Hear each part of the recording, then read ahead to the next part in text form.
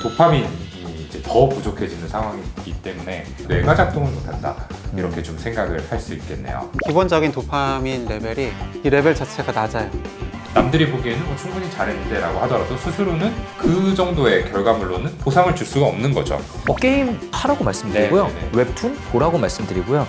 흥미 느끼는 건 그냥 하라고 말씀드려요. 뭐? 촬영 들어오시기 전에 뭐 하셨어요? 게임했다. 그래요. 항상 게임을 하고 있죠. 틈새 시간을 활용하면. 항상 한다. 되게 취조당하는 것 같네. 그러니까요. 근데 뭐 잘못했어요? 아니, 뭐 문제라고 얘기하는 건 아니고요. 네. 오늘 이제 허경 쌤의 이런 행태가 오늘의 주제와 굉장히 관련이 깊기 때문에 좀 이야기를 해봤습니다. 혹시 도파민 디톡스를 좀 해보겠다고 생각한 적이 있어요? 아, 그럼요. 해보겠다 생각한 적은 있습니다. 결과는 어떻게 됐죠? 아무도 시도를 하지 않았죠. 오늘 저희가 말씀드릴 내용이 이제 이런 허경 선생님 같은 분들에게는 굉장히 희소식이 될 수 있는 이야기입니다. 도파민 과잉에서 벗어나서 자극에 길든 뇌를 쉬게 하고 보상 체계를 다시 민감하게 만들기 위해서 하는 게 도파민 디톡스죠. 그런데 이 도파민 디톡스가 도움이 되는 사람들이 있는 반면에 이 도파민 디톡스를 함부로 하면 안 되는 사람들의 유형이 있다라고 합니다. 그래서 오늘의 주제는 도파민 디톡스가 오히려 독이 될 수 있는 사람의 유형입니다. 네, 근데 현대인들 진짜 도파민 디톡스도 이제 약간 트렌드잖아요. 이거 하는 이유가 뭘까요? 우리는 이 쉽게 얻을 수 있는 이런 자극들에 굉장히 길들여져 있어요. 그렇죠. 근데 보상이라는 건 근데 그 역치가 계속해서 올라가거든요. 내가 이전에 재밌었던 걸로는 다시 그 즐거움을 느끼기가 어렵다는 말이에요. 그러다 보니까 우리 소소한 이런 즐거움들은 더 이상 나한테 즐거움을 주지 못하고 강렬한 것만 찾게 되는 거죠. 그래서 조금 더 전문적인 용어로는 보상 민감도가 둔화된다, 이렇게 좀 표현할 수 있겠죠. 자극이 너무 잦으면은 우리 뇌의 도파민 수용체의 감도 자체가 좀 떨어지고 일상적이고 평범한 자극에서는 더 이상 도파민 분비가 안 되는 거죠. 그래서 평상시에는 뭔가 재미없고 무기력해, 도파민 결핍 상태처럼 느껴지기 때문에 이런 상황을 리셋하기 위해서 디톡스가 필요하다라고 말씀을 드리죠. 사회적인 트렌드가 너무 세져서 이제 옛날의 매운맛 정도가 아니라고 하잖아요. 그렇죠. 매운맛도 몇십 년 전, 몇 년 전이랑은 기준이 많이 달라졌고 컨텐츠의 매운맛도 옛날이랑 정도가 다르잖아요. 근데 사실 우리 일상에 있는 대부분 것들은 덤덤하니까 일상에서 흥미를 못 느끼고 그렇죠. 그래서 원래 컨디션을 찾아보자, 무뎌진 감각을 다시 회복해보자라는 게 도파민 디톡스의 의도죠. 그리고 이제 이런 소소한 자극들의 즐거움을 못 느끼게 되는 것뿐만 아니라 지루함을 견디는 이 능력 자체가 떨어져요. 그러니까 참지를 못하는 거죠. 그러다 보니까 사실 잠깐이라도 틈이 생기면 핸드폰 계속 확인하게 되고 계속 인터넷 서핑하고 겁나 찔리네. 낯설지 않죠. 제가 안마의자에 앉으면은 이제 안마의자 전신을 하잖아요. 팔, 다리 막 못게 하는데 안마를 절대 못 받는 곳이 있어요. 어딘지 알아요? 손. 그 와중에 핸드폰 들고 해가지고 와, 그래서 어. 내가 이러지 말아야지 하고 놓고 이렇게 하면은 좀 있다가 어느새 또 자연스럽게 가 있어. 그러니까. 진짜 무서울 정도야. 아까 허경 선생님이 얘기했지만 이제 도파민이 나오지 않는 이런 지루한 상황에서는 뭔가 짜증나고 답답하고 이런 불쾌한 기분들을 느끼게 되는데 이런 이제 감정의 기복의 문제들이 생기는 것도 큰 문제라고 할 수 있겠죠. 도파민이 또 이렇게 급격하게 분비가 되면은 필연적으로 급격하게 떨어지는 이제 과정들이 있긴 마련인데 이러한 과정들이 반복되다 보면은 기분이 롤러코스터처럼 계속 왔다 갔다 하는 기복을 느끼게 됩니다. 네. 정신적인 데미지도 많이 쌓이죠. 네, 이렇게 들어보면 도파민 디톡스는 현대인이라면 모두에게 좋을 것 같아요. 근데 아까 오동훈 선생님이 이게 도움이 안 되는, 오히려 안 좋을 사람이 있다라고 얘기를 해주셨는데 좀 네. 자세하게 설명을 해주시면요. 일단은 가장 대표적인 도파민 디톡스가 좀 독이 될 수 있는 유형이라고 한다면은 ADHD가 있는 분들을 들 수 있겠죠. 이 ADHD 분들의 이제 뇌의 특성을 보면은 뇌 전전두엽이라고 하는 부위, 그리고 이제 보상을 담당하는 측좌해, 복측 피계 영역이라고 하는 부위에서 도파민의 기본적인 활성도가 다른 분들에 비해서 좀 낮게 유지되는 것들을 볼 수가 있습니다. 간단히 표현을 하자면은 자극이 없는 상태에서 엔진이 남들보다 조금 더 낮게 천천히 돌아가고 있다라는 거죠. 그리고 이 엔진을 돌리기 위해서는 더 많은 자극이 필요한 상태다, 이렇게 이해를 해주시면 좋을 것 같아요. 좀 어떻게 설명드리냐면 이 기본적인 도파민 레벨이 오동훈 선생님처럼 ADHD가 없는 사람은 요 정도 있다 라고 생각을 하시면 되고, 여기서 이제 요만큼의 자극만 와도 이렇게 즐거워져요. 그러다가 이제 모닥불처럼 이게 이제 지속이 됩니다. 근데 이제 김지영 선생님이나 저 같은 사람은 이 레벨 자체가 낮아요. 그래서 이런 자극이 와야지 이 역치를 넘어가는데 이때 확 불꽃놀이처럼 파바박 튀고 금방 이제 꺼져 버립니다. 네, 그래서 이 ADHD 분들을 이제 움직이려고 하면 동기부여를 하려고 하면은 보상의 크기도 커야 되고 즉각적인 보상이 될 만한 보상물이 존재를 해야 된다라는 거죠. 이거를 삶을 돌아보면 진짜 너무 많은 영역이 이래 왔어요. 그러니까 웬만한 걸로는 재미가 없어요. 저 알잖아요. 쇼핑을 하면은 맨날 막판 최고 할인 마지막 하나 남은 거 이런 거 아니면 잘 안 사. 와, 개 득템했다고. 개 득템. 어떻게 보면은 그 옷으로 인한 진짜 즐거움보다 도파민 터지는 순간 그거를 더 바라는 것 같기도 해. 그래서 이제 도파민이라는 게 어쨌든 우리가 이제 즐거움, 쾌감 이런 것들을 담당한다라고만 생각을 하지만 조금 더 근본적으로는 우리가 어떤 행동을 하는 데 있어서 동기를 부여하는 역할을 하죠. 근데 기본적으로 이제 ADHD 분들은 이 도파민의 각성 레벨이 낮기 때문에 무언가를 하고자 하는 동기도 쉽게 얻을 수 없고 아주 강렬한 쾌감이나 꾸준한 자극이 들어와야지 움직일 수 있다라는 거죠. 뇌에 계속해서 연료가 필요한 상황이다. 이렇게 볼 수 있을 텐데 이런 분들한테 도파민 디톡스를 하게 되면은 어떤 일들이 벌어질까요? 도파민을 과도하게 억제하게 되면 보상 예측 회로가 악화가 돼요. 그래서 재미있던 일도 재미없게 느껴집니다. 그러다 보니 이제 모든 일이 다 무의미하게 내가 뭘 위해 살아야 되지? 이런 느낌까지도 받을 수가 있게 되는 거예요. 보상 민감도가 낮은 이 전전두엽 이게 문제인데 도파민을 더 통제하면 이 활성도가 더 떨어질 수 있는 거예요. 그래서 주의력, 기억력, 계획 세우고 작업 기억 이런 것들이 다 전반적으로 떨어지고 그래서 오히려 자극을 줄이면은 좀 세이브해서 필요할 때 확 할 수 있지 않을까라고 생각했는데 더 산만해지는 그런 결과가 나올 수도 있습니다. 그러니까 집중력의 연료가 되는 이 도파민이 이제 더 부족해지는 상황이기 때문에 뇌가 작동을 못한다. 이렇게 좀 생각을 할 수 있겠네요. 그리고 반동적 과잉 보상의 리스크에 대해서도 생각을 해야 됩니다. 이 장기간 도파민 디톡스를 하겠다고 자극 자체를 완전 통제를 하게 되면은 뇌는 이제 나는 보상물이랄 게 없어 라고 인식을 하게 돼요. 그리고 거기에 대한 어떤 갈망감이 굉장히 커지는 상태가 지속이 되게 됩니다. 그래서 참다가 터져서 뭐 SNS든 게임이든 폭식이든 뭐 쇼핑이든 어떤 반동적인 폭주 상황이 있을 수 있다는 겁니다.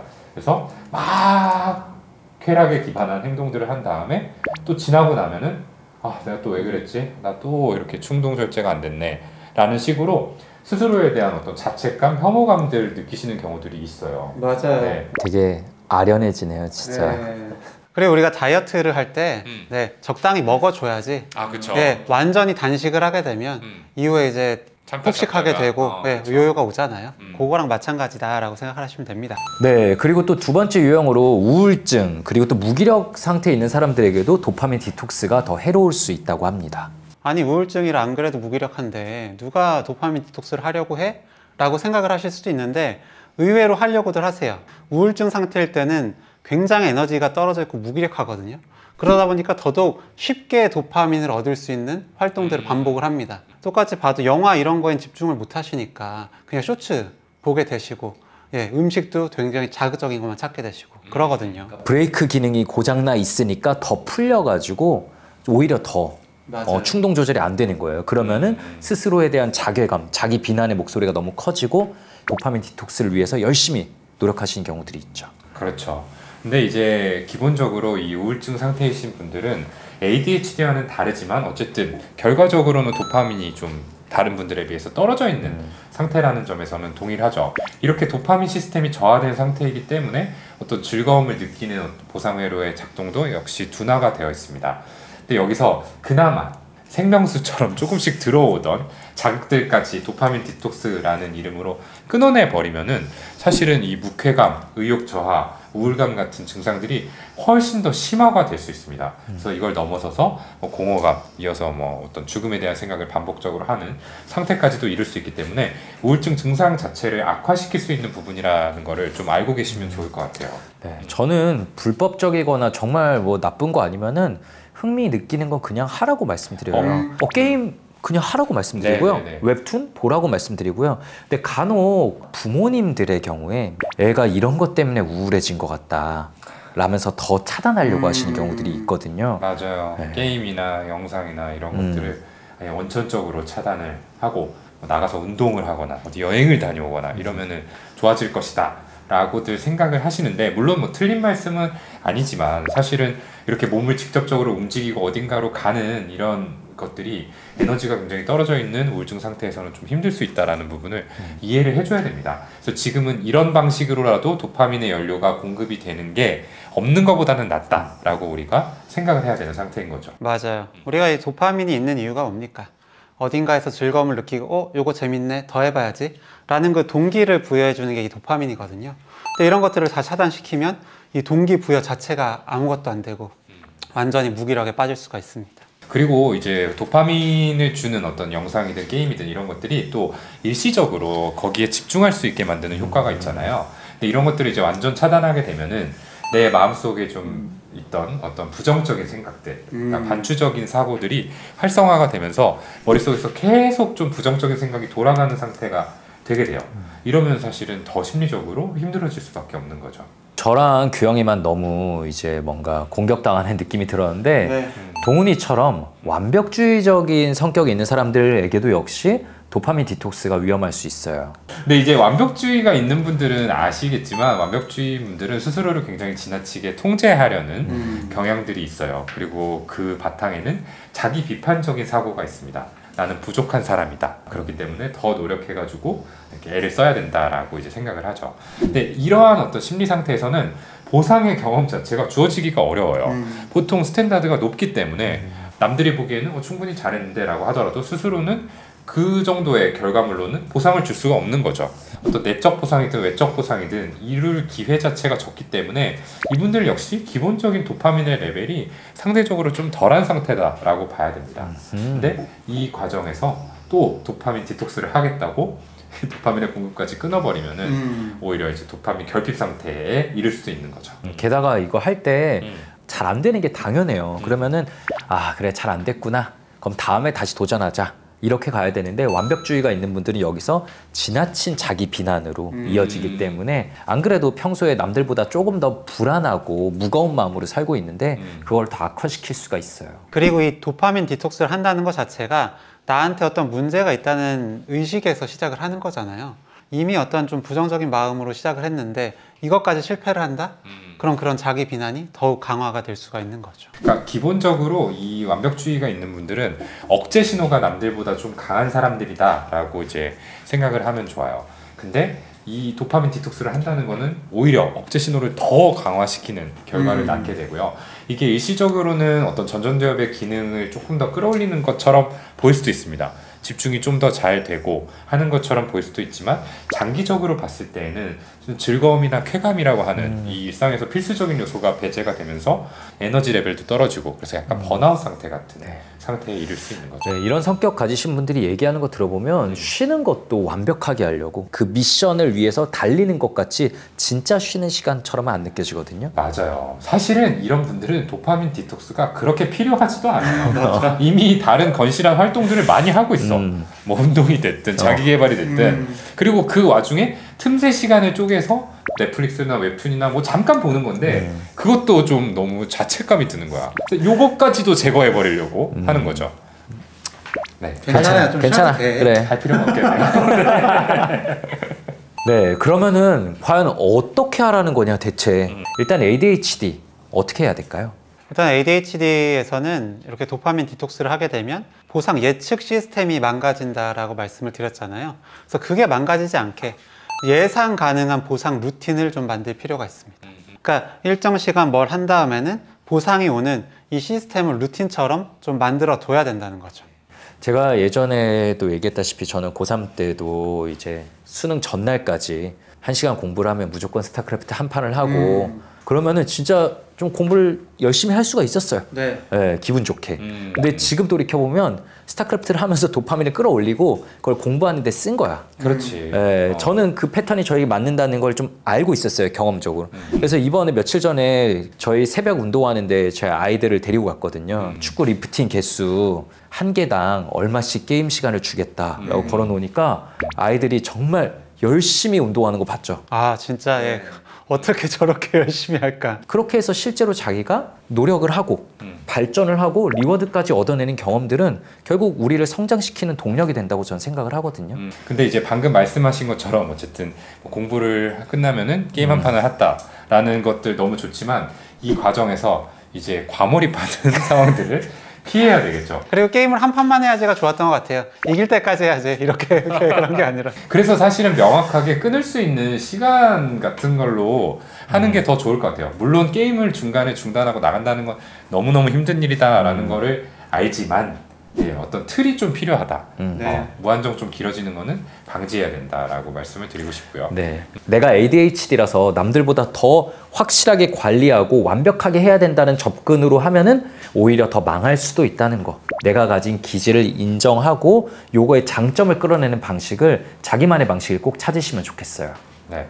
그리고 너무 고자극에만 의존하지 않는 것도 중요한 부분일 것 같습니다. 맞아요. 네. 상대적으로 조금 느리게 이루어지고 보상물이 좀 늦게 찾아오는 그런 종류의 활동들에도 조금 더 관심을 가지고 의도적으로 익숙해지려고 해야 돼요. 네, 그래야지 도파민이 조금 더 조화롭게 여러 가지 상황에서 분비될 수 있기 때문에. 네. 전에도 저희가 ADHD엔 과연 어떤 운동이 좋은가 했을 때도 그냥 단순 자극 반복하는 거, 맞아요. 러닝, 수영 같은 게 나왔었잖아요. 네, 그거 하는 거 진짜 힘든 거 알아요. ADHD 분들에게 러닝이 얼마나 힘든 건지 수영이 얼마나 힘든 건지 압니다. 하지만 이게 잘 안 되니까 거기에 좀 더 재미를 붙인 요소들, 친구들과 같이 한다든지 거기다 리워드를 붙여서 한다든지 이렇게 저자극 활동들을 내 삶에 같이 넣어주면 가장 좋을 것 같습니다. 자, 두 번째는 이제 우울증을 가지고 계신 분들의 경우인데요. 일단 먼저 당부드리고 싶은 거는 이분들의 경우에는 기본적으로 즐거움이라는 요소가 삶에서 많이 배제가 되어 있기 때문에 이런 것들을 찾으려는 어떤 절박한 활동들까지 너무 막지 않으려고 하셨으면 좋겠다라는 겁니다. 가족분들한테 말씀을 드리고 싶은 부분인데요. 주변에서 봤을 때는 조금 건강하지 않은 방법이더라도 그런 것들을 마냥 못하게 하거나 차단하기보다는 또 다른 종류의 즐거움도 있어 라고 부드럽게 조금 전환할 수 있도록 도와주는 게 필요할 것 같아요. 그러니까 혼자서 너 이럴 때 운동 좀 해보고 책도 읽고 이러면은 안 되거든요. 맞아요. 이분들한테는. 네. 그렇기 때문에 같이 조금 나가서 좀 걷고 올까? 머리 좀 식히고 올까? 이런 식으로 부드럽게 잠깐씩 브레이크를 걸 수 있는 순간들을 만들어주면 좋겠어요. 네. 제 스스로도 어떤 이런 목표들을 세워서 하실 때 정말로 작은 목표들부터 세워서 해야 되잖아요. 운동을 한다 하더라도 진짜 그냥 신발 끈 묶고 나가는 거. 예, 이런 것들에서부터 좀 즐거움들 찾으시면 더 좋겠습니다. 네, 마지막으로 완벽주의자를 위한 조언은 그럼 저랑 규영이가 좀 하나씩 해볼까요? 우리 동훈이를 위해서. 사실 동훈이를 위해서라고 했지만 동훈이는 너무 잘하고 있는 것 같아요. 보면은 SNS도 어느 정도 하고요. 술도 어느 정도 먹고요. 그래서 보시는 완벽주의자분들께도 말씀드리고 싶은 거는 그런 좀 빈틈 있는 시간들 이런 것들이 오히려 나를 더 완벽하게 만들 수 있도록 해주는 그런 원동력이 된다는 겁니다. 그런 원동력을 오히려 차단해버리면은 나는 무기력해질 수 있다는 거 잊지 않으셨으면 좋겠어요. 좀 이런 일하는 시간이랑 쉬는 시간을 오히려 좀 분리해서 이 보상 시간을 확실하게 좀 확보를 하셨으면 좋겠습니다. 나한테 어떤 주는 선물 같은 그런 시간을 좀 이렇게 중간중간 끼워 두시면 좋겠어요. 이분들이 도파민 부족에 이르는 거는 제가 아까 말씀드린 대로 자기 비판적인 사고가 항상 활성화되어 있기 때문이거든요.